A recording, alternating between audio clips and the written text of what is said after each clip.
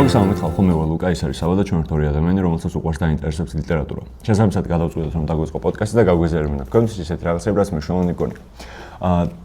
არანაირი ის წინაპირობა არ აქვს დღევანდელ საუბარს, არც გათამაშება არ გვაქვს არაფერი მსგავსი. ერთადერთი რაც გეტყვით არის ის, რომ გამოიწეროთ არხი, დაალაიქოთ ვიდეო და აღწერაში იქნება ქისას ლინკი და თუ შეგიძლიათ რომ დაგვეხმაროთ ტექნიკის შეძენაში. დღევანდელი ჩვენი ტექსტი გაახლავთ ჰემინგუეის მოხუცი და ზღვა და დადგა ჟამი და უნდა შევეჭიდოთ ალბათ მე-20 საუკუნეში ამერიკაში ყველაზე პოპულარულ მოთხრობას.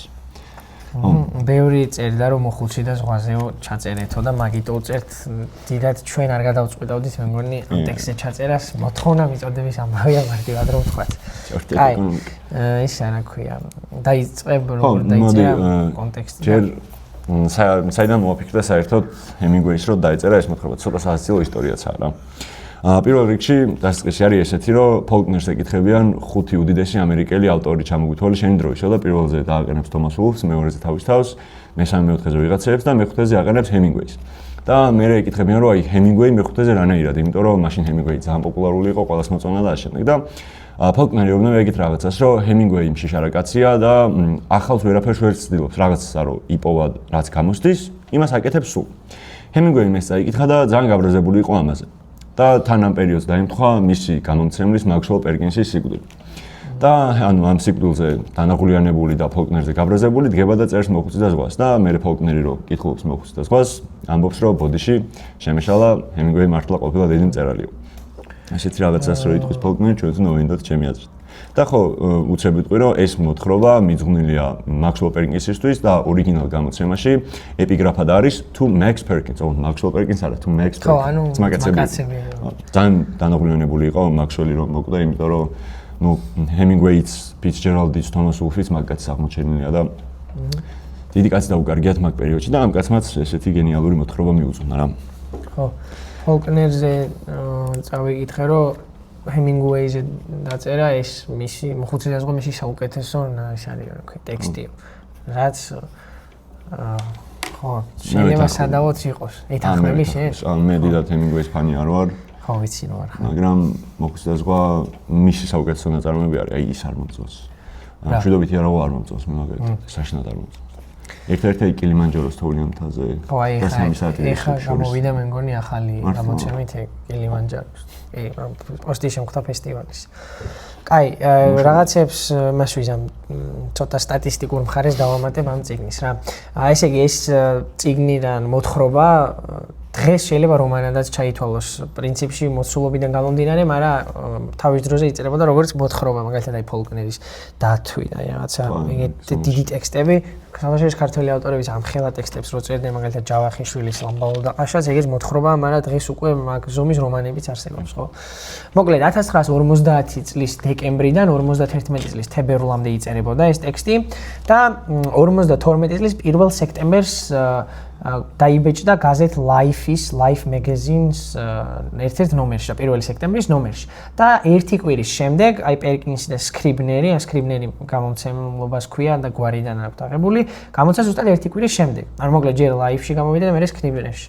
ოღონდ გამოვიდა ისე, რომ ამ ჟურნალმა გაყიდა 5.3 მილიონი, ანუ 5.300.000 ეგზემპლარი ორ დღეში. რაც არის, აი არ ვიცი, აი ამდენი ადამიანი თუ ლიტერატურას კითხულობს, ორი საქართველოს ესა მოსახლეობა და სკრიბნერმა გაყიდა 10,000. 9 ენაზე ითარგმნა 52 წლის ბოლომდე, ანუ წარმოიდგინე 52 სექტემბერში გამოიცა და სექტემბერი, ოქტომბერი, ნოემბერი, დეკემბერი და 9 ენაზე ითარგმნა. ნუ ჰემინგუეის ფაქტორი ხა ცხადი აქ ვინმე ქართულს რო დაეწერა ზუსტად იგივე ტექსტი, ზუსტად იგივე სიტყვებით და თუნდაც იმავე ენაზე ინგლისურად, მაინც არ გამოვიდოდა ესე. და 6 თვე იყო New York Times-ის ბესტსელერების სიაში, რაც შეიძლება ესე ღირებულებით ლიტერატურულად დიდად არაფერს არ ნიშნავს, მაგრამ სტატისტიკურად მნიშვნელობა აქვს, იმიტომ რომ რაღაცა გაყიდვას მიუთითებს. 53 წელს მოიგო პულიცერის პრემია ამ წიგნით და 54 წელს უკვე ჰემინგუეი იღებს ნობელის პრემიას, სადაც მთავარ ტექსტად არის მოხსენიებული ის, ანუ მიზეზი რის გამოც ძირითადად მისცეს ესე ვთქვათ, ნობელი შეგვიძლია რომ იყო, ხო, ლიტერატურულად იყო მოხუცი და ზღვა. ხო. კაი, სანამ ტექსტზე გადავალთ კიდე უშუალოდ ჰემინგუეის წერის სტილზე ვთქვათ, ერთი-ორი სიტყვა რა, აისბერგის თეორიაზე და რა წერის ისა აქ რა ქვია, სტილი ჰემინგუეის და რატო არის ესე განსხვავებული. Ну, აისბერგის თეორია რას ნიშნავს? მარტივია ძალიან. ანუ ჰემინგუეის წერის სტილი პირდაპირ გავს აისბერგს, მისი ჩამოყალიბებულია ეს წერის მეთოდი.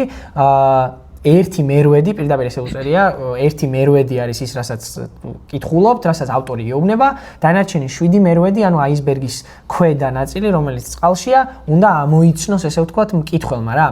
ეს ძირითადად განსაზღვრა იმან, რომ კინემატოგრაფია განვითარდა, ანუ ჰემინგუეის რო ეცხოვრა ისეთ პერიოდში, სადაც კინო არ არსებობდა, ესე ვერ დაწერდა და რა შუაშია კინო. კინო, ანუ კამერას ესე უშუალოდ ხო არ შეუძლია ადამიანის ემოციების აღქმა, ხო? ანუ ესე ვერ გეუნება, რომ ეს ამას ფიქრობს, გაჩვენებს და შენ უნდა ამოიცნო. მაგალითად ესეთ სახე აქ ასე აკეთებს და რო უყურებს შენ თვითონ ხვდები. ჰემინგუეის წერის სტილი ზუსტად ესეთია, ის არ გეუბნება, რომ აი მაგალითად რაღაცა აი დაუშვათ ესეთი წინადადება რო ეწეროს ვინმეს, რომ მამაკაცმა მოკლა თავისი ძმა და შემდეგ მისი რაღაცა შამაზე ძალიან ინერვიულა მაგალითად რა. არ ვიცი. ფსიქოანალისტიკოსი ვინმე თუ გვიყურებს, საინტერესო დასკვნას გამოიგებს. აი ჰემინგუეი მაგალითად ამას დაწერდა ესე რომ რაღაცა კაცმა სისხლიანი იარაღი დადო და რაღაცა მისი ძმის დაყენებული ვისკი ხელის კანკალით დალია რაღაცა და მიხვდები რომ მოკლა რა. ანუ მარტივია და ისა რა ქვია, ახალი ჟურნალიზმის სტილი ქვია, ესე ვთქვა, ჟურნალისტიკას ძალიან გავს მოკლედ როგორც წესი, იმიტომ რომ თვითონაც მუშაობდა ჟურნალისტი. თავიდან ეგრე იყო. კი ბატონო. ჟურნალისტიკას აწვებოდა. ხო, კიდე რა შეგვიძლია ჰემინგუეზე ისე რომ ვთქვათ, რაც ეხა ითქმის, იმიტომ რომ ჰემინგუეი მისი ფიგურა ძალიან ისეთია, მასკულინური, ესე ვთქვათ, მამაკაცური, რაღაც აღქმული, მაგრამ რეალურად ცოტა ძალიან გადაზედმეტებულია წარმოდგენა მასზე. აი იმ ფილმმა საერთოდ გაუფუჭა ფილმს შუა იმპერიაში. რო იქო ჰემინგუეი, რომ მოდი ვიჩხუბოთ. არ იყო თლად, კაი, ეგ დაახლოებით. ვაჟა მოუგებდა მოკლედ რა. კი კაცო, აუცილებლად. მუშტიკრივში ვაჟასთან შანსი არ ექნებოდა ჰემინგუეის. დიდი გავლენა იქონია ჰემინგუეიზე იმან, რომ საფრანგეთში ცხოვრობდა 20-იანებამდე. ხო. უმფროციანებშიც იყო ნაკლებად, მაგრამ გავლენა იმიტომ იქონია, რომ აპოვნინა ზუსტად ეგ ტექნიკა და აპოვნინა ის თუ რა უნდა გაიკეთებინა რა. იმ გერტრუდა შტაინი დაეხმარა მაგაში ძალიან და მე ძალიან ბევრი იმოგზაურა, ძალიან ბევრი რო იომა და ძალიან ბევრი ითევზავა. საბოლოოდ ეგ ყველაფერი გაერთიანა და დაწერა თავის ცხოვრებაში ალბათ უდიდესი ტექსტი და მაგიტო ამბობ რომ უდიდესი ტექსტი, იმიტომ რომ მთლიანი ცხოვრების გამოცდილება ყველაფერი რაც აქვს. შეაჯამა მაგას. ხო, შეაჯამა და დასვა ერთ წერტილში რა. სხვა ტექსტებში სხვა რაღაცებს აკეთებს და მე არ მომწონს ისინი. ხო. რა ვთქვათ. გადავიდეთ მაშინ ახლა. გადავიდეთ ტექსტზე. სტანდარტულად PDF-ი არ გვაქვს. არა, მოდი დღეს სტანდარტულად არ მინდა დაწყება, იმიტომ რომ შესავალი დიდად ისეთი არ არის ამ წიგნის, რომ რამე გვათქმევინოს. მოდი პერსონაჟებით დავიწყოთ. პერსონაჟებით კი არა, კუბაზე მიდის მოქმედება და ვთქვათ ის, რომ ჰემინგუეი თავად ცხოვრობდა სადაც მიმდინარეობს მოქმედება. იბრძოდა კიდეც. და ხო, ნუ იბრძოდა კიდეც, ზოგადად სამი ომის მონაწილე იყო, ეგეც ვთქვათ, პირველი და მეორე მსოფლიო ომის და ესპანეთის სამოქალაქო ომის და მოკლედ ომი არის ძალიან მნიშვნელოვანი ამბავი მის მთელ ცხოვრებაში, ხო, განსაზღვრა მისი ფსიქოტიპი მთლიანად, იმიტომ რომ 18 წლის იყო, როდესაც პირველ მსოფლიო ომში წავიდა სასტრაფოს მძღოლად მუშაობდა თუ სწორად მახსოვს, ხო? კი ბლატაობდა. მსოფლიო ომში იყო, მაგრამ სასტრაფოს მძღოლი იყო პროსტა. ხო. ბომბი მოხდა თუ სწორად მახსოვს მაგის წინა მანქანას თუ რაღაცა და ნამსხვრევები მოხდა ამას რა, ეს ბომბის და მაგით მერეფით მთელი ცხოვრება დაამახსოვრა ომმა თავი. მე რადგან დაწერა მშვიდობითი არა. მშვიდობით სასტრაფოს ზოლის საჭირო. კაი, იმაზე მინდა ვთქვა რა ქვია. მოკლედ კონტექსტი რო შევხნათ დამატებით რა. იქ რო შედიან ამ მოხუცის სახლში მანოლინი და თავად მოხუცი სანტიაგო. არის ეგეთი აღწერა რა, იმაში ხო აღწერს როგორი სახლი აქვს მოხუც და ერთ-ერთ ადგილას წერია რომ ეკიდა კედელზე მაცხოვრის გული, ანუ კათოლიკეების რაღაცა ჩვენთვის როგორც მაცხოვრის ხატია დაახლოებით იგივე. უბრალოდ იმათი. და კობრენის ღვთისმშობელიო რა. და ეს მოვიძიე რა იყო, იმიტომ რომ ნუ მაცხოვრის გასაგებია, მაგრამ კობრენი ანუ ვერ მივხვდი რა იყო და მოკლედ კუბაზე კუბას ქრისტიანული კონტექსტის ეს ყოფილა რა ქვია შესაქმნელა და იმაზე რომ ვილაპარაკეთ რა ქვია მატეო ფალკონეზე და იქაურ კულტურულ კონტექსტზე აი დაახლოებით იგივე თემა მინდა მოვყვე რა. მოკლედ ერთი ვთქვათ რომ 1512 წელს კოლონიზატორებმა ქრისტიანობა ჩაიტანეს კუბაზეა თუ კუბაში? კუბაში. ხო, მოკლედ კუბა გახდა კუბას მოსახლეობა მიიღო ქრისტიანობა 1512 წელს. და ერთი საუკუნის შემდეგ, ანუ დაახლოებით 1600-იან წლებში, 1612 ეწერა ერთ წყაროში ზოგან 1600-იანები, მოკლედ რა მნიშვნელობა აქვს. მოხდა ეგეთი ამბავი რა, სამი ადამიანი, ორი ადგილობრივი და ერთი აფრიკიდან ჩაყვანილი მონა მუშაობდნენ მაღაროში და ერთ დღესაც გადაწყვიტეს, რომ ნავით გასულიყვნენ ზღვაში და მოეპოვებინათ მარილი. ოღონდ ზღვაში მარილის მოპოვება როგორ ხდება, ეგ ტექნიკურად არ ვიცი. მოკლედ მიზანი იყო ეს. ამოვარდნილა შტორმი, მოკლედ და ამათ პატარა ნავი გადაუყირავებია. თუმცა უეცრად, ანუ ეს არის რა ქვია, იქაური მორწმუნეების ამბავია, როგორც ჩვენთვის რაღაცა მირიანს დაუბნელდა და აი ზუსტად ეგეთი ამბავია საერთო კოლექტიური მითის დონეზე, აღონ ქრისტიანული რა. უეცრად გაიხსნაცა და რაღაც ფიგურა გამოჩნდა და ეს ფიგურა ეგონათ ჩიტი თავიდან რა. და ნელ-ნელა დაწყნარდა ზღვა და დაინახეს ამ მეზღვაურებმა რომ თუ მაღაროელებმა რომ ეს ფიგურა იყო ღვთისმშობლის ძეგლი, რომელიც იყო რაღაც ხის ნაჭერზე ხის რაღაცა ნაწილზე დამაგრებული რა. და ამ იმაზე რა ქვია ეწერა ამ ხეზე რომ ეს ესპანურად ეწერებოდა, მაგრამ სტატია ინგლისურად იყო და I am the virgin of charity. ანუ ქველმოქმედების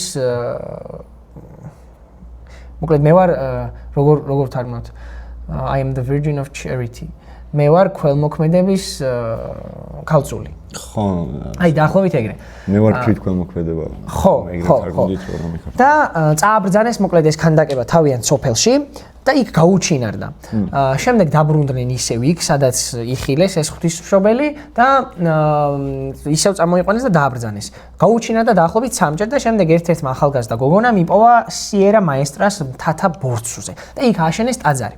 ეხლა რატო არის მნიშვნელოვანი ეს Lady of Charity ინგლისურად ეგრე ქვია, ანუ ისა ქველმოქმედების ქალწული ხო რაღაცა ან ქალბატონი ლეიდი არ ვიცი მოკლედ ეგრე და 1000 შემდეგ ეს ძალიან მნიშვნელოვანი ამბავი ხდება კუბაზე მცხოვრები ქრისტიანებისთვის და 68-ში მაგალითად 1868-ში ეს კობრეს ეძახიან ესპანურად.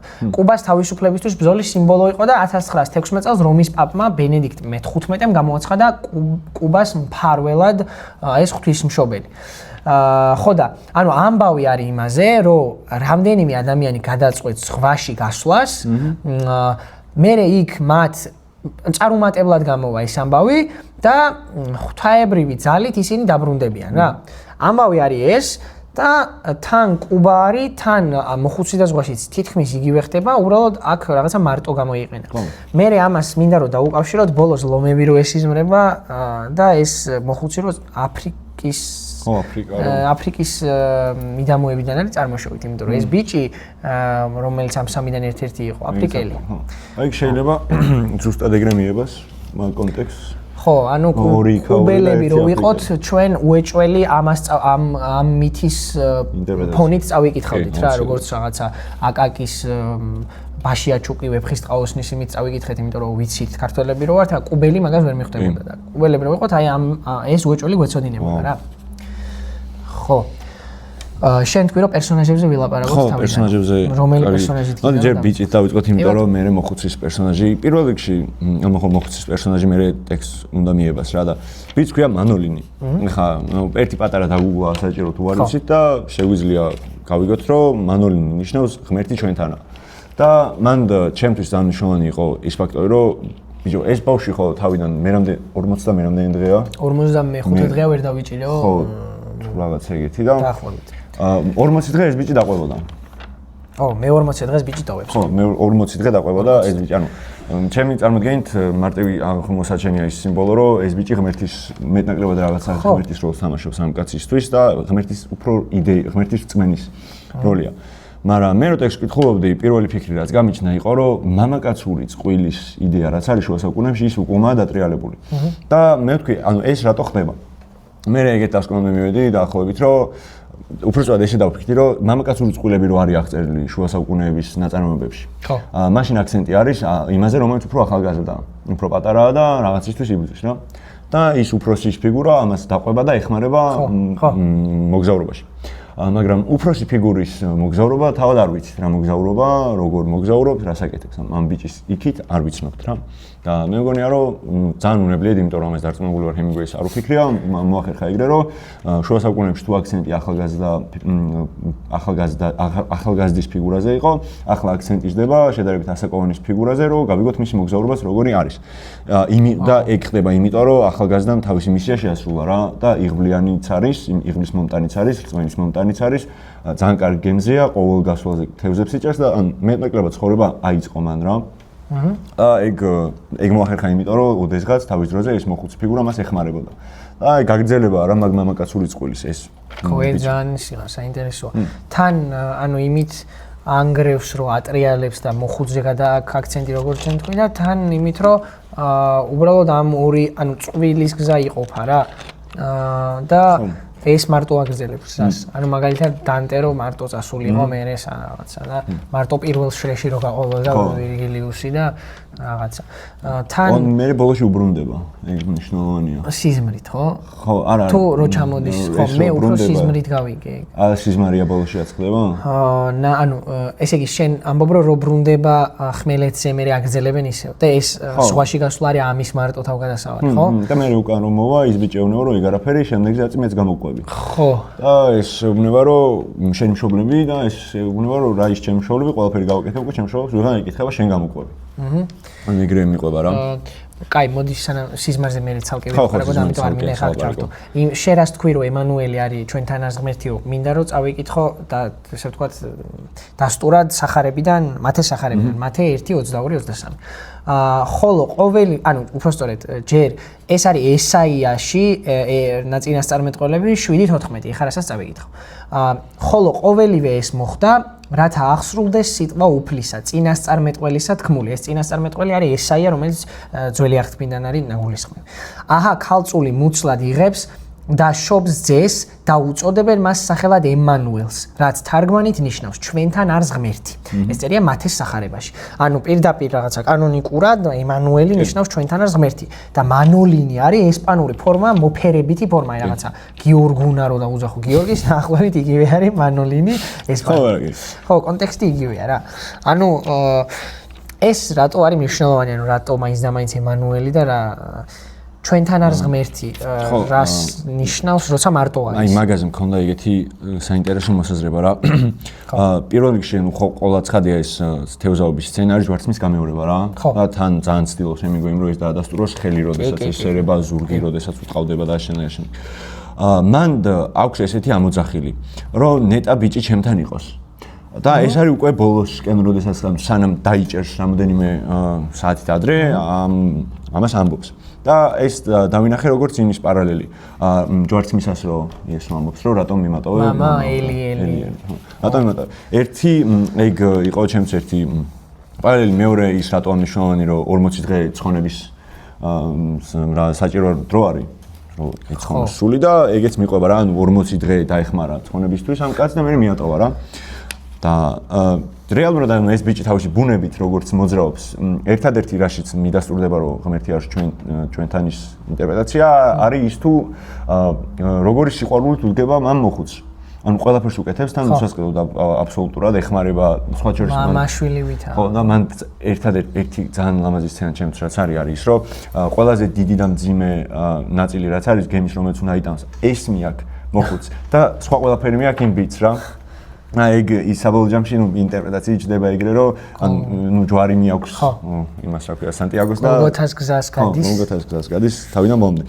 ეს მნიშვნელოვანი რეალურად ნაწარმოების კონტექსტში ჩემთვის არის იმიტომ რომ სანტიაგოს მიმართებებს ამძაფრებს რწმენის კონტექსტში რა რომ ბიჭის ფიგურას როგორც რწმენის ფიგურას ისე უნდა მივამართოთ სანტიაგო და მე ამოვხსნით იმას თუ თევზაობის პერიოდში რა ემართება რა.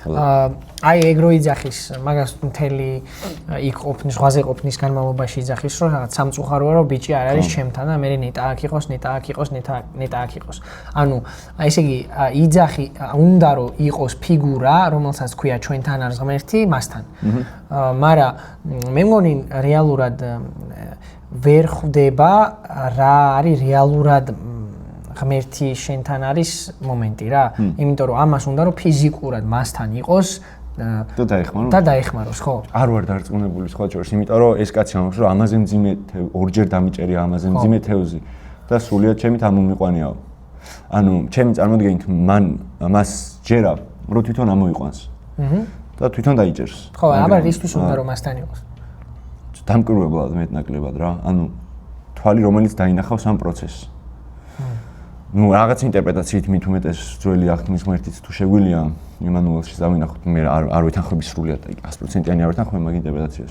არის ვიღაცები ამობენ მაგრამ არა მე განვამწევს ჩემთვის არის რომ უბრალოდ უნდა რომ ფიზიკურად იქ იყოს როგორც დამსწრე როგორც და დაინახოს რას აკეთებს ეს კაცი რა მას აკეთებს სანტიაგო ანუ მესმის რომ შეიძლება გაცნობიერებული სურვილი იყოს ეგ რომ ნეტა აქ იყოს რომ დამეხმაროს მაგრამ გაუცნობიერებული სურვილი აუცილებლად ის იქნება რომ ნეტა აქ იყოს რომ მიყურებდეს ნეტა აქ იყოს რომ შეესწროს ამ ყველაფერს რომ დაინახოს რა და იმიტომ რომ მისი ყოფნა უბრალოდ აუცილებელი არის რომ მართლამანდ იყოს უბრალოდ ის ამბავი საერთოდ რომ ეს კაცი ფიქრობს რომ ნეტა აქ იყოს ნიშნავს იმას რომ წმენა არ აქვს დაკარგული წმენა იმის რომ გაიმარჯვებს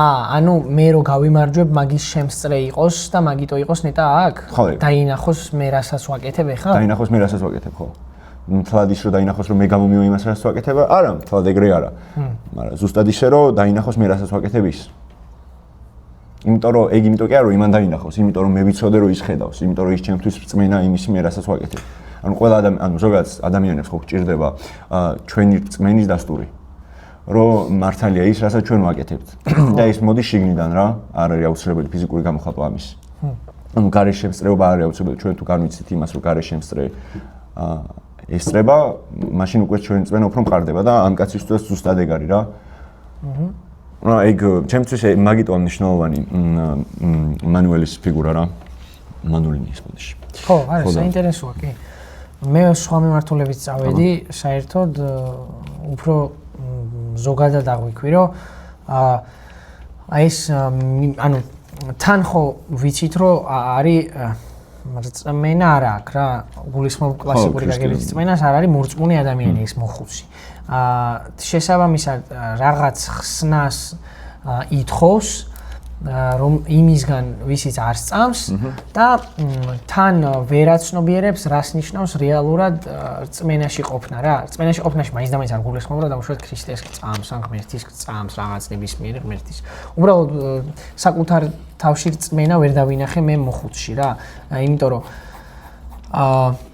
ბიჭის ის რომ ბიჭს ითხოვს მუდამ და ბიჭს ქვია ჩვენთან არის ღმერთი და მის ნაკლებობას გრძნობს ნიშნავს რომ საკუთარ თავში ვერ გრძნობს საკუთარ თავს სრულყოფილად რა ხო კი ანუ მოისაკლისებს რაღაცას საკუთარ თავში რაც სრულყოფილებამდე მიიყვანს და ეგ არის რწმენა და რეალურად საბოლოო ჯამში ჩემი აზრით მაგას სწავლობს ის თევზი რო ჩამოეტანა ბოლომდე მთლიანი, მაგას ვერ ისწავლიდა რა, ანუ რეალურად იმას კი არ სწავლობს რაღაცა როგორ დაიჭიროს თევზი ან როგორ ანუ რეალურად სწავლობს როგორ მოიხელთოს საკუთარი თავი რა, ანუ იმიტომ რომ თევზთან ხშირად აიგივებს თავს, ძალიან ხშირად აიგივებს თავს, მერე იწყებს ხმამაღლა ლაპარაკს და საკუთარ თავთან დიალოგს.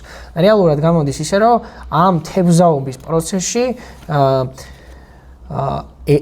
თვით შაღრმავებას გადის რა, იმიტომ რომ თან რაღაცა უწევს თვით შემეცნება ხო ალბათ ან ბრძოლა უფრო საკუთარ თავთან და შესაბამისად შემეცნებაც რომ ანუ იმდენი რამის გადალახვა უწევს მაგალითად ფიზიკური მხარე, ბიოლოგიური მხარე რო ავიღოთ, ძილთან უწევს შებრძოლება, რაც ცოტა სიკვდილის ისიც არის ნიშანი სიკვდილთან, პირდაპირ სიკვდილთან იბრძვის, ჩიტები რომლებიც აქ არიან რომანტიზმიდან ვიცით რომ პირდაპირ სიკვდილის სიმბოლოა თავად რაღაცა საჭმლისთვის უწევს გადარჩენა, მე დაბრუნებაზე ფიქრი უწევს, მე ვაი და შტორმი არ ამოვარდეს, მე საკუთარი აზრები რაც მთავარია, რომ აი ღმერთო ეხა მე ეს გამიკეთე და მე ვილოცებ რო ამბობს, ანუ მე გიждდება საერთოდ რა.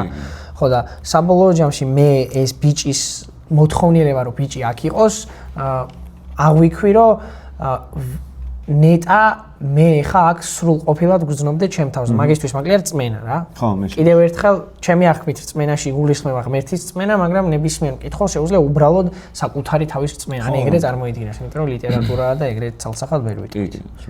სხვათა შორის მაგაში რომ სრულყოფილი არ არის იმ გზაზე რომელსაც გადის. კიდე ერთი დასტური გაქვს რა.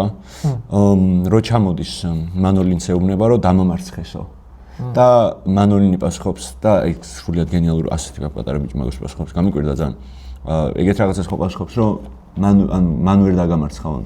თევზმა ვერ დაგამარცხავ, სხვა რაღაცამ დაგამარცხავ და ეგ მნიშვნელოვანია რომ შენ რო ამბობ რომ მანოლინის ფიგურა სჭირდება იმისთვის რომ რწმენა ბოლომდე გაითავისოს და საკუთარ თვითშემეცნების პროცესი ბოლომდე დაასრულოს.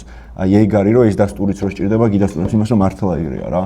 რომ მანოლინს იმის თქმა რომ დასჭირდა რომ გაიაზრე ის რომ შენ რეალურად ბრძოლაში გაიმარჯვე, მაგრამ შეიძლება განადგურდი, მაგრამ ბრძოლაში არ დამარცხდი. მაგას თვითონ ვერ იაზრებს რა. მნიშვნელოვანია. ხო, მაგას მაგრამ მე მგონია რომ მაგას საბოლოოდ იაზრებს ბოლოწინად, ანუ როგორც ამთავრებს ჰემინგუეი ტექსტს, მგონია რომ აი ეგ ფრაზა რო ამოიღო, მოხუც ლომები ესიზმრებოდეს. ქართულ თარგმანში 3 სიტყვაა სულ. ეგ რო ამოიღო, ტექსტის იდეა მთლიანად იცვლება რა. იმიტომ რომ ეგ ბოლოწინადადება არის შემკვრელი იმ აზრის, რასაც შეიძლება ავითარებდე მთელი კითხვის პროცესის განმავლობაში. იმიტომ რომ ეხლა რატო გამახსენა რა ზუსტად რასაც შენ საუბრო, ჩემი აზრით მაგას კრავს, რომ ის ფაქტი, რომ მოხუც ესიზმრება ლომები ჯერ ტექსტის დასაწყისშია ნახსენები, მერე იქ უშუალოდ ზღვაზე ესიზმრება და მერე რო ბრუნდება მაშინაც ესიზმრება. ანუ სიზმრის მიხედვით ეს ტექსტი რაღაც 3 ეტაპად იყოფა. გასვლამდე, ანუ იქ ზღვაზე წყალზე ყოფნისას და დაბრუნებისას, დაბრუნების მერე. და რატო შეიძლება რომ ნელა ბარემ გადავიდეთ ამ სიზმარზეც. რატო შეიძლება რომ და რას შეიძლება რომ ეს სიზმარი ნიშნავდეს რა. მე მაქვს ჩამოწერილი 4 ისა რა ქვია, 4 ვერსია ესე ვთქვათ. 2 ძალიან გავს ერთმანეთს. ყველაზე სუსტით დავიწყებ. ესე იგი, პირველი არის ის რომ ეს ლომი საერთოდ ანუ ის ფაქტი რომ ახალგაზრდობაში, ბავშვობაში ის აფრიკის სანაპიროზე ხედავდა ლომებს რეალურად, ცხადია მაქედან უნდა ამოვიდეთ, იმიტომ რომ ეს რაღაც წარსულიდან გადმოსული, ანუ რაღაც რაც მის ქვეცნობიერს არასოდეს არ ტოვებს ეგეთი მოვლენა, აი რაღაცა ჩვენ ცხოვრებაში რაც მომხდარა ისეთი რასაც შეიძლება დაარქვო რომ ეს არის აი ბირთვულე ცენტრალური მომენტი ჩვენ ცხოვრებაში და ეს რო არ ყოფილიყო ეხლა ესეთი არ ვიქნებოდი, ეს ლომების დანახვა მოხუცისთვის არის ზუსტად ეგეთი მომენტი, იმიტომ რომ რავი რომ მოხუცდები და გესიზმრება ბავშვობის მოვლენა, ეგ ნიშნავს რომ მთელი ცხოვრება ეგ შენ ქვეცნობიერში იყო რა და არსად არ დასულა. იმიტომ რომ ეხლა მე ხوارჩაგიფრინე უნდა ვუყენ. მოკლედ, ერთი რაც წავიკითხე მოკლედ ტექსტები, როგორ აინტერპრეტირებენ ამ ლომებს, ეგეთ რაღაცები უწერიათ. ერთი ავტორის მიხედვით ლომიო არისო ქრისტეს სიმბოლო. და ნუ იოანეს გამოცხადებიდან მოყავს 5 ან მე-5 თავში. წავიკითხავ ციტატას. მაშინ ერთ-ერთმა უხუცესმა მითხრა: "ნუ სტირი, აჰა იმძლავრა ლომმა იუდას ტომიდან, დავითის ფესვმა, რომელიც გადაშლის ამ წიგნს და 7 ბეჭედს ახსნის მას." ანუ რაღაცა მეორედ მოსვლის თემაში, რომ ეს არის რა ქვია, იესო როგორც ძლიერი ფიგურა, ეგრე არის ლომს არის ეგრე შედარებული თითქოს. ეს მე არ მომწონს ეს ვერსია, იმიტომ რომ ვერაფერს ვერ ვაკავშირებ ჰემინგუეისთან და მგონია რომ როგორც მიყავს ამ ავტორს ეს ინტერპრეტაცია ცოტა სუსტია და მშრალი. მეორე არის რომ ამოდიან სხვადასხვა კულტურებიდან რა. რომ ეს არის თითქოს ზღვარგამყოფი სიკვდილსა და სიცოცხლეს შორის. ანუ სხვადასხვა კულტურებში ლომი მართლაც არის სიმბოლო, აი როგორც ცერბერი მაგალითად, რომელიც დგას და იცავს რაღაცა ძაღლი, აი ეგრე არის ლომი. მაგალითად ეგვიპტურ კულტურაში, შუა მდინარეთის ბევრ კულტურაში ეგრე არის, ლომი თითქოს არის რაღაცა საზღვარზე დგას და აი მას შუა რა ქვია, აკონტროლებს აი ამას, ასე ქარონივით ვითომ. ოღონდ გადაყვანის არაცხადი, უფრო მცველის ფუნქცია. ეს ცოტა უფრო ძლიერი ვერსია, იმიტომ რომ მოხუცი უკვე ნელ-ნელა უახლოვდება სიკვდილს და ის ფაქტი, რომ მას ესიზმრება სიკვდილს სიცოცხლის ზღვარზე მდგომის სიმბოლო, შეიძლება იმას ნიშნავდეს, რომ რაღაცა შეიკრა სიცოცხლე მთლიანად. უბრალოდ მეტის გაფართოების საშუალებას არ გვაძლევს. ხო. ამიტომ დიდად ამასაც ვერ იმასვისავ. მესამე არის, რომ და ნოსტალგია, პირდაპირ ესე ეწერა, რომ ნოსტალგია არის დაკარგული სამოთხისო. ხო. რაც მე მომწონს. და ბიბლიასთანაც ახლოს არის, იმიტომ რომ ქრისტიანული ტექსტი ახლა ამაზე მე მგონი ორი დავა არ არის, ორი დავა კი არა, დავა არ არის, რომ ხო დაკარგული სამოთხის ძიება რო იყოს, ეგ ის არის, რა ქვია. ვალიდურია. ვალიდურია და გავს იმას, რა ქვია, რაღაცა დაბრუნების თემატიკას ძალიან ეხმიანება. თან რაღაცა ძალიან სამოთხისებურად ამართლა აღწერილო ეს ხვაში ხარ და იმაზე ნაპირზე უყურებ ლომები როგორ რაღაცა არიან და ცოტა უცნაურია, იმიტომ რომ მას გავს, რა ქვია, მართლა სიზმრის სიუჟეტია. სამოთხეში მივიდა რა. მე მაგ ინტერპრეტაციას ვეთანხმები. ხო, აი ეს არის ის ინტერპრეტაციები, ნუ კიდე ვიღაცებს განსხვავებული ეწინა, მაგრამ აზრი იგივეა, რომ რაღაც ახალგაზრდობაში ბრუნდებაო, წრებრუნვაო, შერასტული მამაკაცური წყული რომ მოხუძიაო გადატანილი აქცენტიო. მე ისე გამოდის, რომ ეს ბრუნდება და ამაზე ახალგაზრდა ხდება. თან იმ კუბას მიც თუ შემოვიყვანთ, ერთ სტატიაში ეწერა, რომ ის აფრიკელი მონა 10 წლის იყო. როცა გავიდა იქ რა, სხვაში. და თითქოს შეიძლება ვთქვათ, რომ იგივე ადამიანი მოხუცდა და მე რაღაცა თითქოს ბრუნდება უკან. მეხსიერებაში სულ აქ აფრიკა რა. ხო. მე მაგაზე მქონდა ლომებზე არ მაქვს პასუხი საერთოდ. ძალიან რთულია. იმიტომ რომ ვერ მივხვდი რას, ანუ კაი, ერთი ის რომ გავიგეთ, რომ ჰემინგვეის ძალიან ევასება ლომები და აფრიკა ძალიან უყვარს, ოკეი, მაგრამ იმის იქ ლომები ვერ გავუსწრებ. მე მივდექი ორი ინტერპრეტაციით რა. ერთი არის რომ ფოლკლორისეული იდეით მივდექი მეხსიერების საკითხი, რაც ახსენებ შენს ესე, რომ ტყუილა არ იმახსოვრებს შენი გონება რაღაცებს ტყუილა არ იმახსოვრებს, რომ მithumetes პატარაობაში და როდესაც სოციალური ასპექტები ნაკლებად და შემოსული და ის ისეთ ასაკში იყო, რომ პატარა დითულებოდა და ტყუილა არ დაიმახსოვრებდა მეთქი ამ მოვლენას. ესე იგი ტყუილა თუ არ დაიმახსოვრებდა, ეს მისი ბუნების განსაზღვრელი აუცილებლად იქნება. ხო, ეკა ისა, კი. რა, მაგრამ ეს აქამდე კი მივედი, რომ მისი ბუნების განსაზღვრელი აუცილებლად იქნება ის სიზმარი, რომელსაც ხედავს, რომ ზღვიდან უყურებს ლომებს ნაპირზე რაღაცა. სიუჟეტი ვერ ამოხსენი უკვე. რომ მაშინ როგორ განსაზღვრავს მის ბუნებას, ეგ ვეღარ გავაკეთე, იმიტომ რომ საერთოდ ვერ ჩავეძიე სიუჟეტს რა. და მეორე იყო ზუსტად სამოთხეში დაბრუნების ამბავი, ოღონდ ეგ ცოტა სხვანაირად წამოვიღემე რა. ეგრეთ რაღაცად უყურებდი, რომ ამ კაცს ოდესღაც უნახავს სამოთხე, ანუ ოდესღაც უნახავს ის წამი,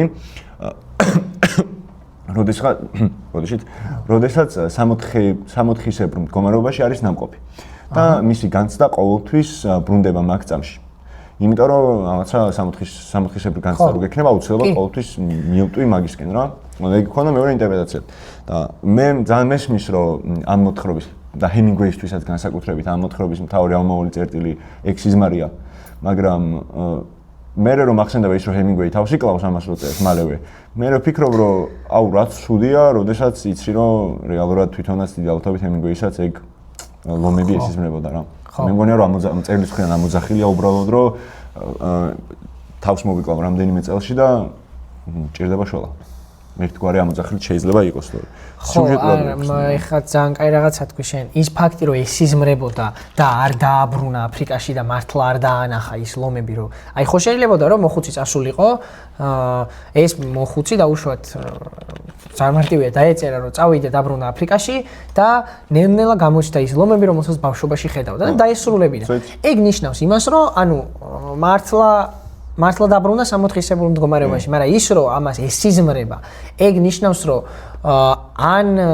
ანუ ეს მოდი შევთანხმდეთ, რომ იმიტომ რომ ვიღაცები ლიტერატურის კრიტიკოსები შეიძლება შემოგვედავონ, რომ სიზმარი ვერ იკავებს ნამდვილ რეალობაზე მეტი რეალობის ფუნქციას რა. ამიტომ ის რომ ასე სიზმრება, ეს შეიძლება იყოს მისი შეიძლება თქვი სამოთხისებული მდგომარეობის მიღწევის მცდელობა, რომელიც წარუმატებელია, ან შეიძლება აღიქვამდეს საკუთარ თავს რაღაცა შფოთვითად და კიდევ საკუთარ მესთან ვერ არის კომფორტულად და მაგიტომ მისი სიზმრები არის ყოველთვის სხვა მომენტისთვის წარსულისკენ მიდრეკილი და აწყვოში ვერ არის და ასევე მაშინ ეს იმას მიუთითებს, რომ იგი დამარცხდა საკუთარ თავთან და ვერც თევზი დაიჭირა და ვერც საკუთარი თავი. იმიტომ რომ მე მინდოდა მეთქვა, რომ ის რომ მას ლომები ესიზმრება და ბავშვობას იხსენეს, მაშინ სიმშვიდე მოიპოვა მეთქი, როგორც ბავშვური მდგომარეობა. მაგრამ უფრო დამაჯერებლად ჩანს შენ რაც თქვი, რომ სამოთხისებურ მდგომარეობას ვერ იხსენე. მან მე სიზმრების მე უნდა დავუსვათ ერთი არა მე სამი კითხვა მაქვს რა. არა ერთი გენიალური შეკითხვა, რომელსაც ჰემინგვეი შავს ნაწარმოებში. კი არა, შეკითხვას არ არის დებულება დამობს, მაგრამ ჩემთვის ეს არის გამსაზღვრელი ამ ტექსტის. A man can be destroyed but not defeated. აი, ამაზე რა აზრის ხარ? იმიტომ რომ მაგაზე რა აზრის ვარ, ჯერ ქართულად როგორ არის ეგ თქვაც. კაცი შეიძლება განადგურდეს, მაგრამ ვერ დამარცხდება. ვერ დამარცხდება. მე რა აზრის ვარ და მე რო ვიყო MMA-ის მებრძოლი, ამას გამოვიყენ, აი ილია თოფურია რო ვიყო პოდკასტში ვიტყოდი. იმან რო შეეკითხა, ჯო როგანმა რო შეეკითხა, რომ რა თუ კითხულობა და კი ამან ყოველდღე კითხულობა და რა წიგნებს კითხულობა და კითხულობ რაღაც წიგნებს კონკრეტულად არ უპასუხა და აი შეიძლება ეთქვა რომ მე ერნესტ ჰემინგუეი ამერიკელი ავტორია, იმათ გაუსწორდებოდათ რომ I man cannot be defeated და რაღაცა და ჯო მე კიდევ ავტორიდან ამოდივარ რა, ძალიან ის არის რა ქვია. მე მგონია რომ ეგ არის უბრალოდ ცოტა ის არის რა ქვია. აი რო ამოიღებ მაგ ციტატას და სამოტივაციო გვერდზე დადებეგეთ, იმიტომ რომ მგონია რომ უფრო გამხნევება არის ვიდრე რაღაც რეალური დატვირთვა აქვს რა. კარგი ფრაზაა და შეიძლება რომ გამოდგეს რაღაცა შენი ცხოვრების პრინციპად და კაი იქნება, იმიტომ რომ მიუთითებს იმაზე, რომ მიუხედავად იმისა, რომ შენ შეიძლება რაღაცა მზად იყო დაცემისთვის, ყოველთვის მზად ხარ თითქოს გაგრძელებისთვის და ეს რაღაცა მენტალობა გაქვს. ხო და კიდევ ერთხელ მგონია რომ კარგია, მაგრამ როგორც ლიტერატურული ღირებულება და ლიტერატურული გადმოსახედიდან არა, აი უფრო სპორტსმენების ფრაზა მგონია ჰემინგუეიმ ესე მასკრა ქვია. აჩუკა ჩემპიონი კობი ბრაიანტის ნაირ სპორტსმენების ფრაზაა მოკლედ რა. ესმის. ხო. არა და ეს არის რეალურად ერთადერთი ფრაზა, რის გამოც ჰემინგუეი მომწონს. მართლა აი კულტურალურ აი მოხსნას გვარ მახსენდება, ყოველთვის ეს ფრაზა მახსენდება. მეტი არაფერი აბსოლუტურად რა. და ჩემი აზრით ეს რეალურად ბევრ რაღაცას განსაზღვრავს ტექსტშიც და ადამიანის ცხოვრებაზეც და ჰემინგუეი როგორც უყურებ. იქ ცოტა ძალიან დებილურად ვიტყვი, მაგრამ ძალიან ირონიულია ამის თქმის მე თავს რო იგლავს კაცი, მაგრამ რაც არ უნდა იყოს, ანუ ნაწარმოებთან არის ეგეთი მოსაზრება რა. და სხვა ჩავშალ მახსოვს რამდენიმე არა, кай ხნის წინ მოვისმენდი ერთ პოდკასტს მოხდა ზღვაზე რა. ხო. დამიკარგე სხვა ჩავშალ, ახლა კიდე მინდა მომესმინა. ანუ ვეღარ ვიპოვე. ხო და იქ ორი კაცი ლაპარაკობდნენ და შეპირისპირებული იყვნენ ესეთ იდეაზე, რომ ერთი ამბობდა, რომ ეს მოხუცი რასაც აკეთებს, რეალურად ამ ხელათებს რო ეჭიდება და რო იცის, რომ ან შეიძლება დაიჭირო, შეიძლება ვერა. ესო რეალურად არისო მის ეგოს ამბავიო და ისო რომ ესო მის ეგოს აყვაო, თავის ეგოსო უდიდეს გასაჭირში ჩავარდა და კიდევ გარდაიცვალაო. თეორიულად შეიძლება ვთქვათ, რომ გარდაიცვალა კიდევაც. გააჩნია როგორ დაინტერპრეტირებ დასასრულს. და მეორე კაცი ეწინააღმდეგებოდა ეგრე რომ შენო გიჟი ხო არა ხარო. ეს განსაზღვრავდა რეალურად ამ კაცის ცხოვრებაში ყველაფერსო რა. და მე მგონია რომ ზუსტად ჰემინგუეი ამ ფრაზით მაგის თქმასილობს, რომ ორი კატეგორიის ადამიანები არსებობენ დედამიწის ზურგზე. და ეს ფრაზა ის 100%-იანი მართალი არ არის. მაგრამ ვისთვისაც მართალია, ისინი აუცილებლად განსაზღვრავენ თავიანთ ცხოვრებას იმით, რომ ფეხს დადგებენ და რაღაცას გააკეთებენ. და ვისთვისაც ეს ფრაზა მართალი არ არის, ისინი იფიქრებენ, რომ რაღაც დიდის მიღწევა არის ეგოს მოფხანა და მეტი არაფერი. და ჰემინგუეი უდგება ეგრე, რომ დიდის გაკეთება ეგოს მოფხანა კი არ არის, დიდის გაკეთება არის ის, რაც განსაზღვრავს როგორც ადამიანს რა. ჯო, მე მგონი ეჭვი მაქვს, რომ ის ადამიანი იმ პოდკასტში ვინც ეგოს მხარეს იყო უფრო მოწვეული სტუმარი ან ვიღაც ბიზნესმენი ან ეგეთი ტიპი იქნება, ლიტერატურას ცოდნე იყო. მოწვეული ლიტერატურას. მაშინ საერთოდ სხვაგან ვარ მე, იმიტომ რომ ძალიან არ ვეთანხმები. ხო, ამის ძალიან არ. ეგოს მოფხანა მე საერთოდ რა არ მომწონს, იცი? ეგოს უარყოფითად განხილვა არ მომწონს რა. ანუ, როდესაც ახსენებენ ეგოს, ყოველთვის ჩემ გონებაში ეგრეა, რომ რაღაც თითქოს უარყოფითთან ასოცირდება, მაგრამ რეალურად, ეგო ნიშნავს მეს, პერსონად და მეს განცდა ყველას უნდა გქონდეს. უბრალოდ ეხა თევზის დაჭერისთვის მოხუცმა რომ 5 დღე თუ 4 დღეს ედიზეთ, გაათენა და იწვალა და მაინც შეძლო ბოლოს, მაგას თუ ეგოიზმს მივაწერთ, მაშინ რისი მცდელობა არ იქნება ეგოიზმი. ანუ რა უნდა გავაკეთოთ ადამიანებმა ისეთი დიდი მიზნისკენ მავალი, რასაც ეგ პოდკასტის წამყვანი არ მიაწევს ეგოიზმს. არ ვიცი. ანუ იმაზე დიდ რაღაცა შეეჭიდა, ვიდრე შეეძლო, რომ ხო და ეგ არის, მუღამიც ეგ არის, რომ კი, მაგ სრულიად გეთახმება. ვის შეუძლია რა, ვინ გაგვახსენდება ეხა, ვინც მიაღწია რაღაც მწვერვალებს, ნებისმიერი გაგებით მწვერვალებს და თავიდანვე იძახდნენ, რომ ამას ეს შეუძლია, ეს მაგარი კაცია, მიდი უჭველი იზამ.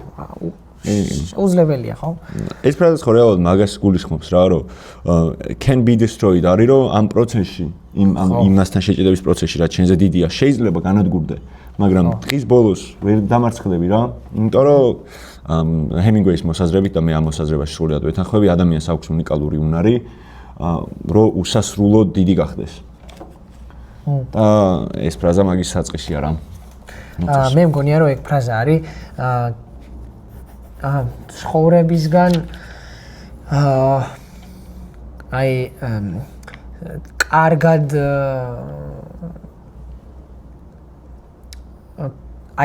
ცხოვრებისგან კარგად გაწვალებული ადამიანის პერსპექტივიდან არის ნათქვამი ეგ ფრაზა რა. იმიტომ რომ მაგას ბედნიერი კაცი არ იტყო და უფრო იტყო და ისეთი ადამიანი, ვინც მოხუცის მდგომარეობაშია ცხოვრებაში ზუსტად რა.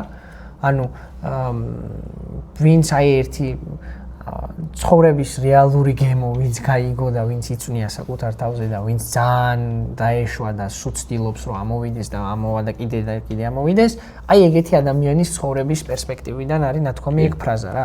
ავტომატურად გებულობა ავტორს, ესე ვთქვათ, მარტო ეგ ფრაზა რომ იმას რა ქვია. შეიტყო.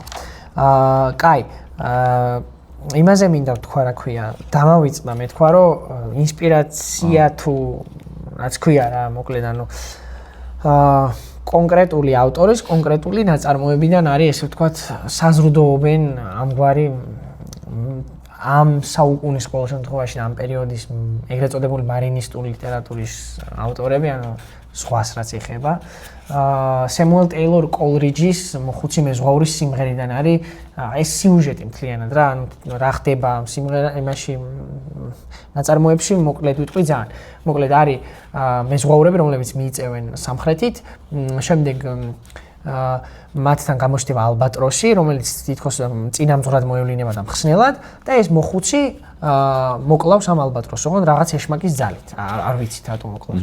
და შემდეგ იწყება ამათი დასჯა თითქოს, მოხუცის დასჯა, ეკიპაჟებს ყველას დაუხოცავს, ზებუნებრივი ღმერთი ასე ამ შემთხვევაში და დიდი წვალებით დაბრუნდება უკან მარტო და ბოლოს რაღაცა, როდესაც გამოჩნდება მისი მშობლიური ნაპირი, მოადგება ნავით მის დიდ გემს ერთი ბერიარი და მეორე ჩვეულებრივი მეზღვაური და ამას ამოიყვანენ წყლიდან, უკვე ეს გემი ჩაძირული არის და ეს მოხუცი დადის და უყვება თავის თავგადასავალს, თავისი მოგზაურობის თავგადასავალს თან მოხუცია ადამიანებს. და ანუ იმ პერსპექტივით არის ვიღაც ადამიანი მიდის ქორწილში, ეს მოხუცი გააჩერებს და უყვება. ძალიან ოდისეას ის არის სიუჟეტი, რომ ადამიანი რომელიც გადახდა რაღაც ჩამოვიდა. მე ამ ალბატროსს მაგალითად იყენებს ბოდლერი, პატარა ლექსში ალბატროსი, იქ უკვე ალბატროსის პერსპექტივიდან ყვება ესე ვთქვათ და ესეც ამის ინსპირაციითაა მოკლედ რა.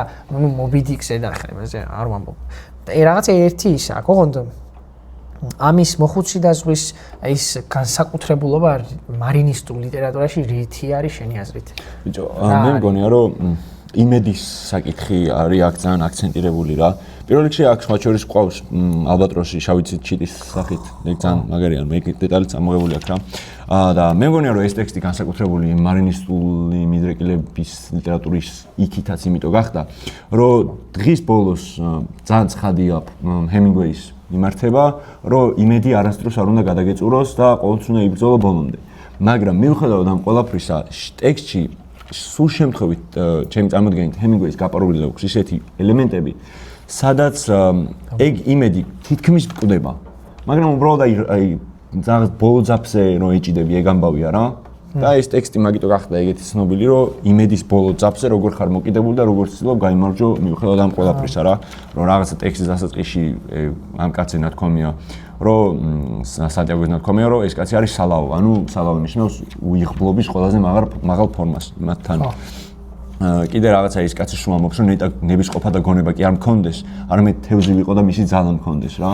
რომ ანუ რეალურად რაღაც მომენტში ჩემი წამოდგენით ეს კაცი ფიქრობს, რომ თუ მე ხა დავიღუპე იმის გამო, რომ ნებისყოფა მაქვს. და ჰემინგუეის ამოძახილია იქ პირდაპირ რა, რომ თუ მე სიკვდილამდე მივედი, თვითკვლავამდე, იმიტომ მივდივარ, რომ გავიბრძოლე რა.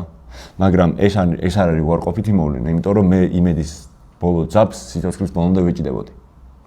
და ამიტომ აიტაცა, რეალურად იმიტომ აიტაცა საზოგადოებამ ეს ტექსტი, რომ მე თავი მოიკლაგა გავიგეთ ერთი და მეორე ის რომ იშვიათი სახის ნაწარმოებია, ანუ მარინისტული რეალურად მხოლოდ სიუჟეტურად არის რა, პრინციპებით საერთოდ არ არის. ანუ დიდი ტექსტი გამოვიდა დღეს ბოლოს, მაგრამ უბრალოდ ისეთ დიდი მაინც ვერ არ ამხელას გონიათ რა. ხო, სანამ დავიწყებდით ჩაწერას ეზოში ვთქვით, რომ თითქოს საზოგადოება უფრო მეტად აფასებს ვიდრე ლიტერატურული ღირებულება აქ. არ ვიცით ახლა შეიძლება შემოგვედაოთ, კი ბატონო, მაგრამ ჩვენ ეგრე ვთვლით მოკლედ, რომ ცოტა ზედმეტად ეს არის რა, პოპულარული შედარებით მის ლიტერატურულ ღირებულებასთან.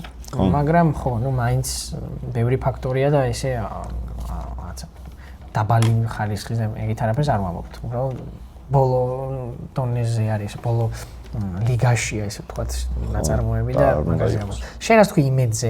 მაგაზე ერთ-ერთი სტატია შემხვდა, სადაც კომპარატივისტიკაში რომ ადარებდა იმას მოხუციდან ზღვას, სანტიაგოს და სიზიფის მიცოხლ კამიუს. და ანუ წარმოჩენილი ქონდა, რომ ზუსტად ერთნაირი მოდელებიაო რა, როგორც აი ეს სიზიფი კამიუსთან ცდილობს ლოდის აგორებას და მარცხდება, ოღონდ ეგ პრობლემა არ არის, მაგაში არის მისი ცხოვრების აზრი, რომ თავიდან ცდილობს მუდამ. ზუსტად ეგეთი ფიგურა არის სანტიაგო, იმიტომ რომ ის არ ნებდებაო. ლოგიკა არის და მაგ ლოგიკით მაშინ გამოდის ორივე ბოლო წინადადება ერთნაირი რა, ეგრე წერია. იქ ხო წერია სიზიფე ბედნიერ ადამიანად უნდა წარმოვიდგინოთო რა. და აქ რო წერია მოხუც ლომები ესიზმრებოდაო, მაშინ ეგ დაახლოებით ერთი და იგივე შინაარსის გამოდის. იმიტომ რომ ეს ბრუნდება ახალგაზრდობაში და ესეც აზრი არის, რომ არ ნებდები და ის ფრაზა რაც წაიკითხე, იგივე გამოდის. უბრალოდ ხო, ჩვენ რაც დავაინტერპრეტირეთ ახლა სიზმრით, სხვანაირად გამოდის, მაგრამ ყოველ შემთხვევაში ეგეთი შედარებაც შემოხდა, რომ რაღაცა კამიუს სიზიფი და ჰემინგუეის სანტიაგო.